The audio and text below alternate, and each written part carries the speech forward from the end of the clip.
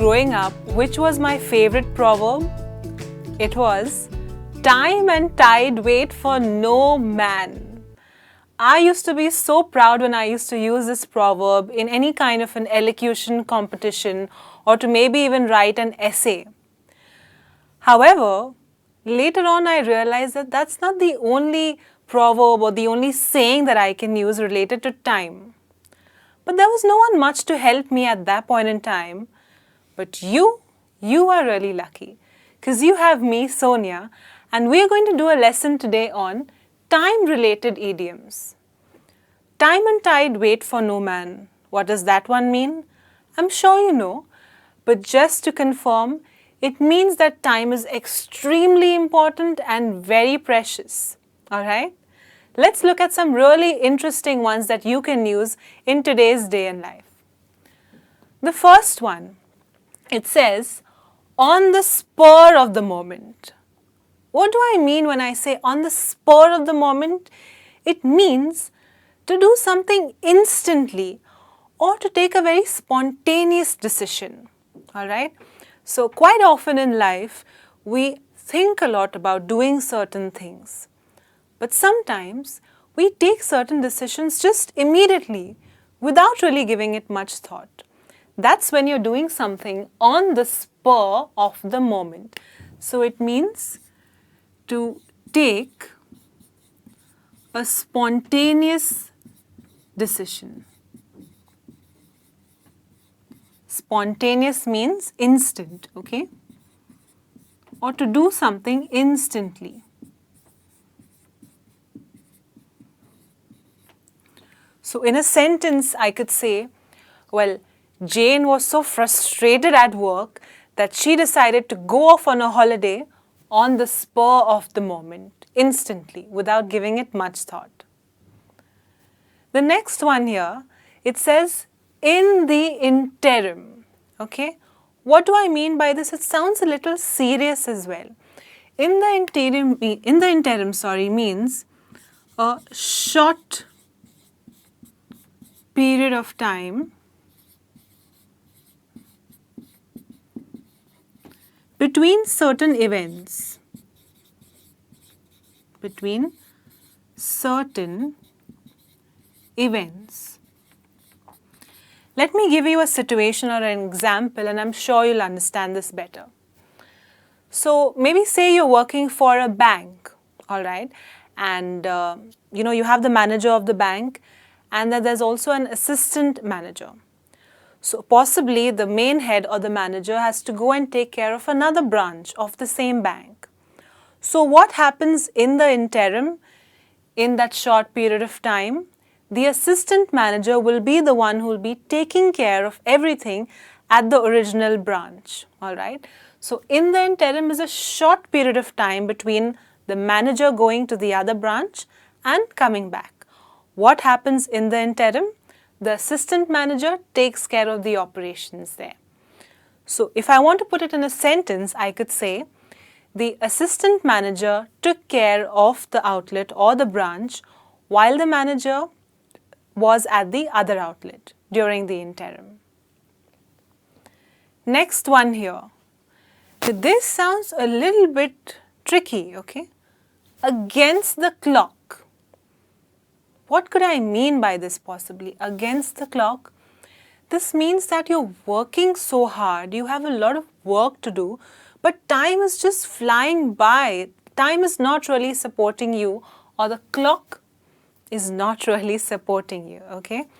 So basically it means to have very little time to do something.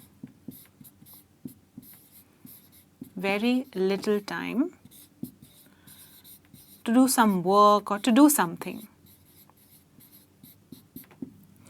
So many of us have deadlines at work, right?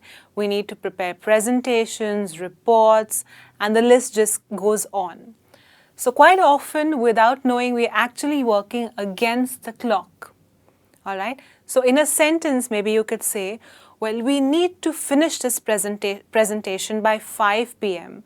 We are working against the clock, which means we have very little or no time to complete our work.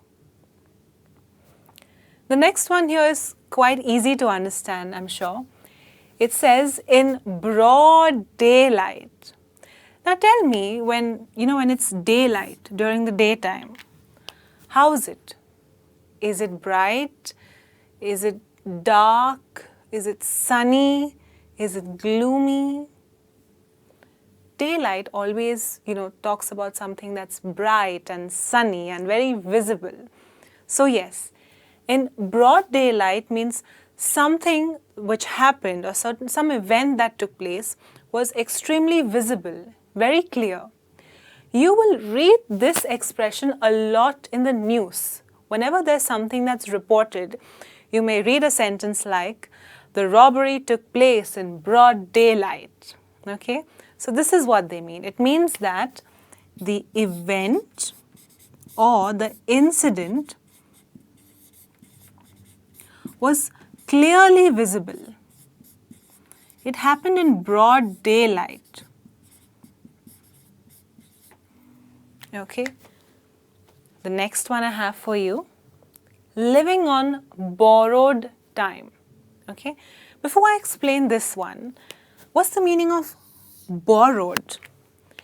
Borrowed means to take something which is not yours. Okay? So say for example, if I need a tab, okay, I don't have one, but I really need it to do some important work. So what do? I go to my friend and I borrow the tab from her, use it for a while and give it back to her. That's what borrowing means. But what does it mean here? Living on borrowed time. Sometimes in life we have an illness. We could have an illness which is fatal, or we may be in an accident which was so dangerous that we were almost going to lose our life. Okay? However, if you're really blessed and you're really lucky, you may survive that incident. Okay? So how do you feel then? You feel that you've cheated death. You've taken some borrowed time. Okay? You've come out of a near fatal accident. So it means to survive an incident which was fatal, okay, which means something that could have killed you. It could either be an accident, okay, or it could have even been an illness. So maybe in a sentence I could say something like this. Well, John was in a terrible bike accident which he survived miraculously, and since then he feels that he is living on borrowed time. Okay? Let's see what we have here. Now this is a little common. Okay? It says, better late than never. Now, there's this one thing about me. Okay? I just don't know how to swim. Alright? However, I've recently joined swimming classes. Good for me. So, what did my mom tell me the other day? She said, well, Sonia, better late than never. You're pretty grown up now and you should have really learned swimming a long time ago. So, better late than never means to achieve or to do something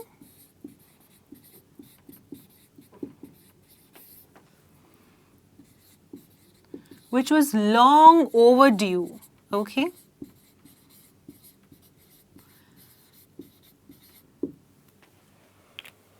So better late than never means to do something which you were really meaning to do since a long time, but you've been putting it off. So that's how you use it. If you want to use this in a sentence, you could say, maybe to your friend who's always wanted to learn driving but never really had the guts. So you could tell her, well, hey, I'm so happy for you that you've taken up driving classes. Better late than never. Okay, the next one here, and this is my favorite. It says, have the time of your life. Alright? What does it mean to have the time of your life? Means to have an amazing experience or to have an unforgettable experience.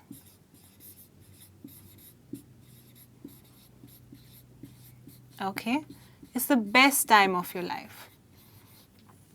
So you remember that friend of mine who decided to go on a holiday on the spur of the moment? So she went to Europe and she had the time of her life there, which means she had an unforgettable, amazing experience which can't really be recreated maybe again. Next one here, okay? It says the time is ripe. Now, when I say ripe, I mostly think of fruit, okay? When a fruit is ripe, you eat it. That's the best time to eat it. But the time is ripe actually means that this is the best time or the most advantageous time, all right?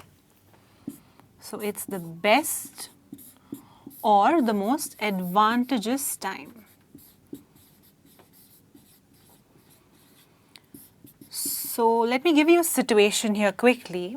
Maybe you're a student and you need to go overseas to pursue higher education. But student loans can be, very expensive sometimes. But recently you've come to know that the interest rates on student loans have really dropped. So that what it means then is the time is ripe for you to apply for a loan and go overseas to study. So in a sentence I could say, well, hey John, do you know that student loan rates have dropped really low? The time is ripe for you to go overseas now. And finally, we have this one which says, all in good time. What could I mean by that?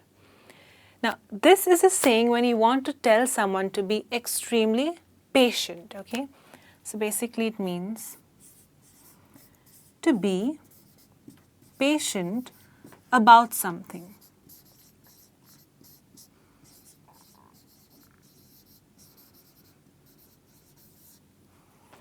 So say for example, if you've recently taken up maybe dance classes, okay, and you really want to learn, say, ballet, all right, and ballet is a tough dance form.